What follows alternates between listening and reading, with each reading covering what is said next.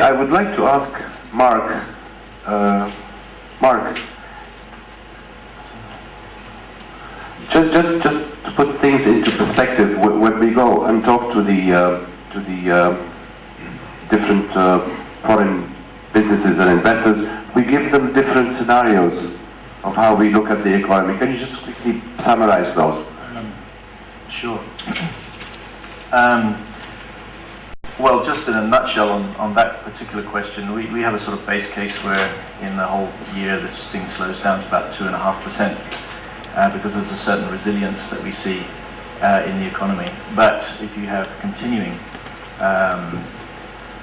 strife regionally and continuing strikes and a lot of things we discussed today, then we have another 2 scenarios where we get down to basically zero growth.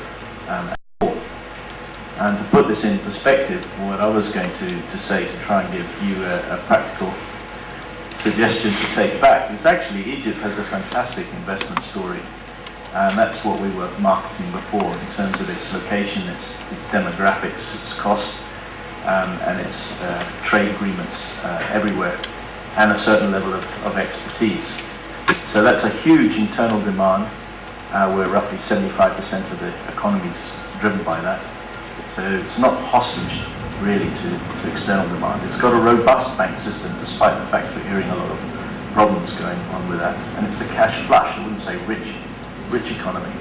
So it's a lot of it's about confidence, and a lot of what you've been talking about internally is about confidence.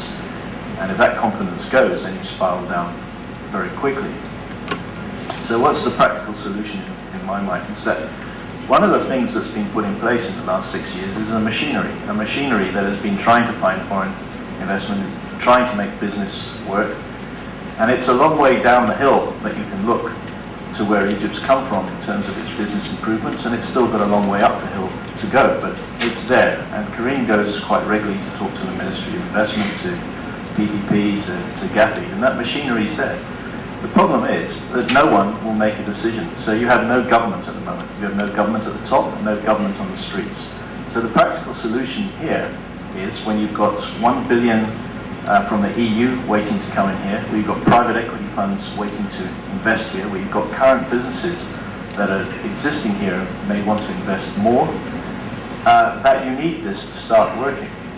So what you need to do is get some government going. So the government needs to make decisions. Who do you talk to about this? It's a long lead time to get a road built or whatever, or PPP, next PPP project gone.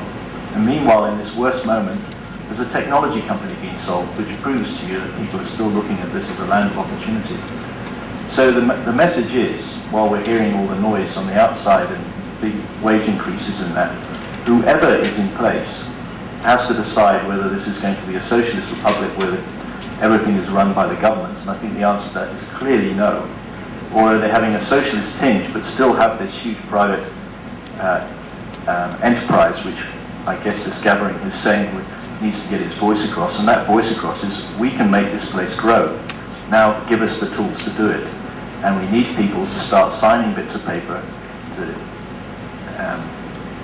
the practical things you need to then decide is about the local investment and that. But you've got a lot of foreign investment waiting here, and there's nobody to talk to right now. That's my point.